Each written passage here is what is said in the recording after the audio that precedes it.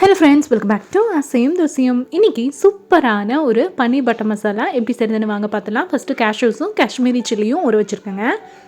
இப்போ பன்னீரை க்யூப்ஸாக கட் பண்ணி மிளகாத்தூள் உப்பு போட்டு ஒரு 10 to 15 மினிட்ஸ் நீங்கள் மேரினேட் பண்ணி வச்சுருங்க.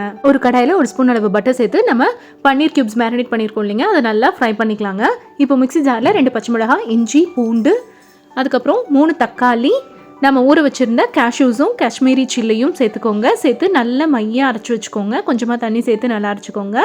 இப்போது பன்னீர் நல்லா ஃப்ரை ஆகிடுச்சு. இதை நம்ம தனியாக எடுத்து வச்சிடலாம். அதை அப்படியே நம்ம ஸ்நாக்ஸாகவும் சாப்பிட்லாம். அதே கடாயில் கொஞ்சமாக மறுபடியும் பட்டர் சேர்த்துட்டு 3 பெரிய வெங்காயம் கட் பண்ணி வச்சுருக்கோங்க. அதை சேர்த்து நல்லா கோல்டன் ப்ரௌன் கலரில் வர வரைக்கும் நல்லா வதக்கிக்கோங்க. இப்போ நம்ம அரைச்சி வச்ச பேஸ்ட்டு சேர்த்து, சப்போஸ் உங்ககிட்ட காஷ்மீரி மிளகாய் இல்லை அப்படின்னா நீங்கள் மிளகாய் தூள் சேர்க்கும் போது காஷ்மீரி மிளகாய் தூள் சேர்த்துக்கோங்க. நல்லா கலர் கொடுக்கும். இப்போ 1/2 ஸ்பூன் அளவு மிளகாய் தூள், 3/4 ஸ்பூன் அளவு தனியாத்தூள், கொஞ்சமாக மஞ்சள் தூள் சேர்த்து நல்லா கலந்து விட்டுக்கோங்க. தேவையான அளவு உப்பு சேர்த்துக்கோங்க. சேர்த்து நல்லா மிக்ஸ் பண்ணிவிட்டு கொஞ்சமாக தண்ணி சேர்த்துக்கோங்க. அந்த பச்சை வாசம் போன உடனே நம்ம ஃப்ரை பண்ணி வச்சுருக்கிற பன்னீரை சேர்த்துக்கலாம். சேர்த்து நல்லா கலந்து விட்டுட்டு ஒரு 2-3 மினிட்ஸ் கழிச்சு ஃப்ரெஷ் க்ரீம் சேர்த்துக்கோங்க. ஃப்ரெஷ் க்ரீம் இல்லைன்னா நீங்கள் பால் ஆடை கொஞ்சமாக மில்க்கும் சேர்த்து நல்லா கலந்து விட்டுக்கோங்க. இப்போ நம்ம கஸ்தூரி மீத்தி சேர்த்துக்கலாம். சேர்த்து நல்லா கலந்து விட்டுட்டு ஒரு 3 நிமிஷம் போல் குக் பண்ணுங்கள். அதுக்கப்புறம் மல்லி இலையும் கொஞ்சமாக பட்டரும் சேர்த்து இறக்குனா சூப்பரான பன்னீர் பட்டர் மசாலா ரெடி. கண்டிப்பாக ட்ரை பண்ணுங்கள். ட்ரை பண்ணிவிட்டு சொல்லுங்கள்.